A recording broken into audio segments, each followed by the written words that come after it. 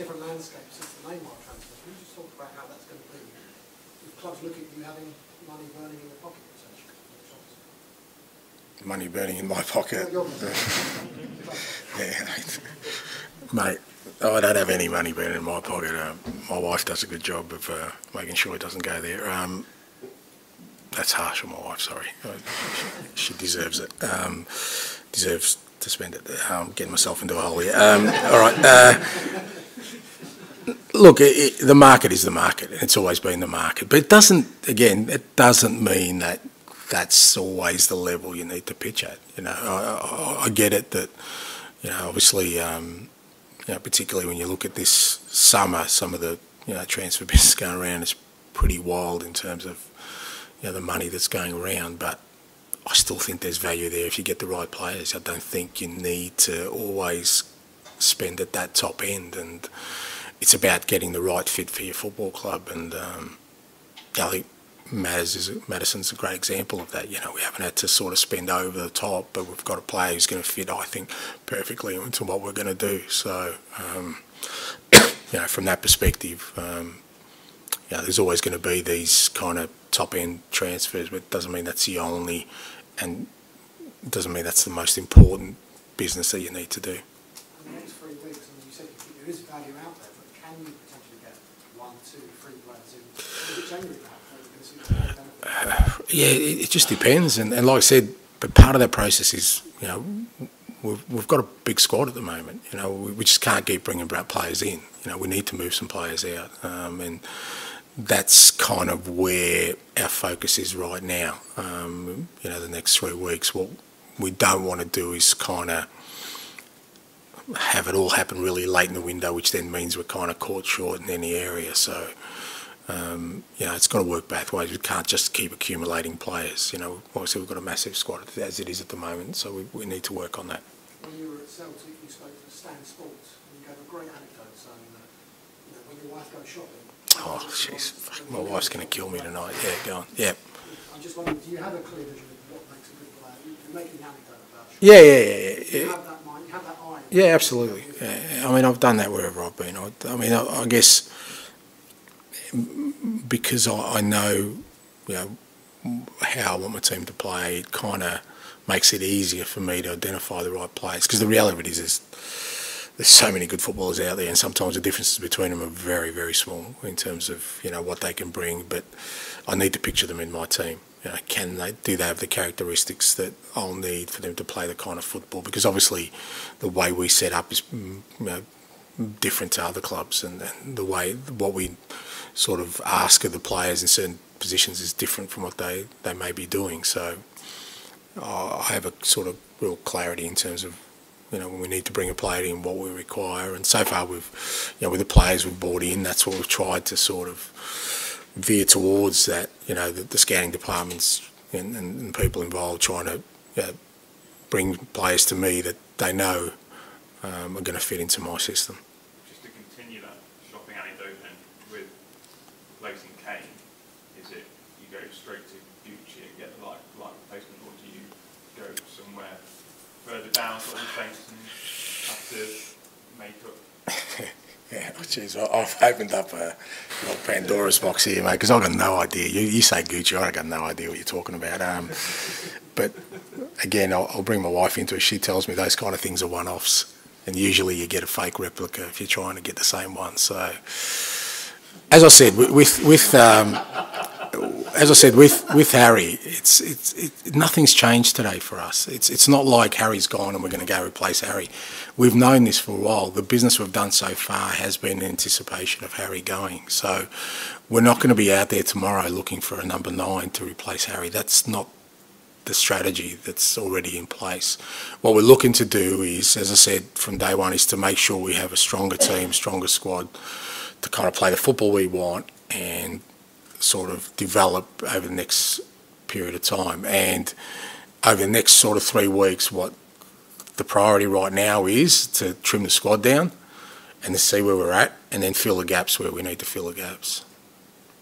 Obviously there's been a lot of stuff going on around your first game in the Premier League, we're all here to talk about Harry Kane and everything. Has there been away from all that madness, have you had a moment yet, or a chance, maybe it was while watching cricket, to step away from it all and reflect on what you've achieved to get here, and also how far you've come? You talked about your family before, how far you've come to get. Has there been a moment where you reflected on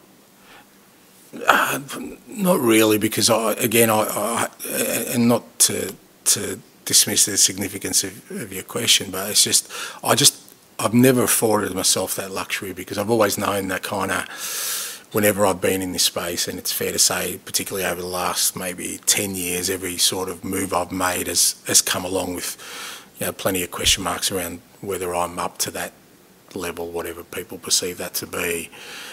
And I've realised that the only way I can sort of keep going is to make sure I have success with what I do, and so my focus is there, and the time for reflection will come at the appropriate date. But you know, again, it's not lost on me that I've taken over one of the biggest clubs in the world, and in the elite premier football competition in the world. All those kind of things are the reality. But you know, I said a couple of days ago, this is where I want to be. You know, I want to. This is the place where I want to do what I do, and starting Sunday, I get the opportunity to do that. Yeah, you touched on it in the earlier question about your family and your journey here. I read in a previous interview that you've done where a lot of your motivation comes from building teams that you know your dad would enjoy watching. Do you think this Tottenham team is going to be a team that Jim would enjoy watching? That's the goal, no, mate. Like, you know, I've said before that the primary reason I get the teams to play the way I want to is because I love winning. That's what I love doing. I love winning, and I've loved winning things my whole career. You know, that's what I crave. But within that context is I want to win a certain way, you know, and the backdrop of that is that, yeah, you know, if I can produce a team, and you know, I use my father in the metaphorical sense, but that our supporters are really excited about watching, that is a team that you guys want to talk about on a weekly basis in a positive way, then that's great for me. I love that. You know, that's what football's about for me. But the underlying premise of it is I wouldn't be here today if I wasn't winning, doing it, and that's still what drives me. I just think that I'm really good at producing teams that play a certain way to win. I'm not good at doing it any other way. I'm pretty ordinary, to be honest, and I wouldn't be sitting here if they asked me to do it a different way. I couldn't do it. But to get teams to play this way and win, I'm comfortable in this space, and that's what drives me.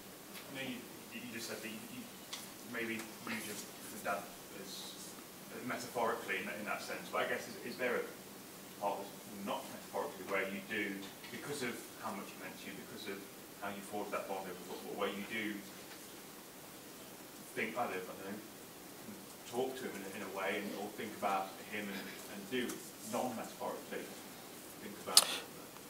Yeah, there is. I mean, without sort of, I mean, you know, it's kind of, and anyone who's had a sort of loss of a significant figure in their life will understand that you know, I do. I have his voice in my head. You know, there are times, you know, I've said before, I look in the mirror and I can see him there, not me, which is pretty scary at times, you know. But you know, and I've said before, he wasn't a warm and cuddly type mate, you know. So it's so if ever I've done something that I feel he'd give me a whack over the head over, I'll give myself one, because I know that's all what I would have got. So you have those conversations, but that's personal stuff. And again, I don't think that's unique. I think for all of us in life, you know, we have, you know, somebody that's kind of a driver, or a motivation and inspiration, and I think they do, whether they're here in a physical sense or not. They twirl around in our heads. Are you the woman for your time? I am with my kids. In a general sense, nah. Just after you talked before again about when you grow up, you kind of garnered an encyclopedic knowledge of UK football, like getting a few magazines and stuff. How encyclopedic are we talking? What was the stuff that you latched onto, the teams and players that? Yeah, everything, mate, because, like, you got to understand, like, we're talking, you know, sort of late 70s, when I was growing up in Australia, like, information was not readily available, you know. It's not like I could just jump on the net and get some information. So, yeah, my sort of library, and I've still got them at home somewhere, were 3-month-old shoot magazines, or Roy of the Rovers, or Match magazine, or whatever was coming out. And they were 3 months old, because, you know, they weren't air freighted across, they'd come over by ship back then. And I would just voraciously read them page to page, mate. There was nothing that, you know, I didn't read about. There was no small print that I just skimmed over. I read it, everything, you know, and I memorised it, and I kept those. And that's what, you know, that's what I keep saying, that my background has been used as a little bit of a sign of a lack of maybe credibility about my journey. But if anything, I think it's given me an advantage, because I've had to be absolutely obsessed with the game. Absolutely obsessed, because it wasn't readily available to me at a young age, as it would have been if I grew up in a, you know, country here in Europe or South America, or a footballing nation. So I think that obsession early has kept me in good stead, because I haven't lost that. I haven't lost that passion for the game. I still love the game the same way as I did as a kid. You know, I still want to know everything about it. Okay. So that obsession would have started the Leeds teams in the 70s and Liverpool, because they would have been the most prominent. Spot on. Would you have watched a match of the day variety? Yeah, spot on, yeah. And again, match of the day was, for us, there's Monday night kind of highlights. I think Monday night was Jimmy Hill, and then on a Saturday, Brian Moore, I think, back then, and they were a week or two old, and we'd all sit around the telly and just lap it all up, and that was it. There was nothing else. There was no highlights. It was not on the sport and the news. Australia just wasn't interested in football back then, and so that was it. We'd get it an hour or two a day, try and get a transistor to listen to the BBC if I could, to get some information. That was kind of the way. It wasn't just me, it was just all our friends, like all of us who were obsessed with football at the time. Okay. I've got a few of them coming, yeah, fair to say. I've been inundated for tickets. So, but it's great, because they've been along for the journey. You know, we grew up together, and we all had those dreams, and we're all living them together, because to me, they're just part of it as well, because I wouldn't be sitting here today without them. And yeah, they're all going to be here, and for the first time in sort of, I reckon, 20 years, I've had to pull out of our fantasy Premier League team, mate, which I'm gutted about. And whilst they may try and drill me for information, they're getting nothing out of me, so it'll be fun. Yeah, because I'm a Premier League manager, correct, so there you go. It's not a fantasy anymore, mate. Okay. Thanks, guys. Thank you. Thank you. Do you ever win fantasy? Always. Always. You've got the FA Cup final. guys. You've got the FA Cup final as well. Yes. Correct. That's the final.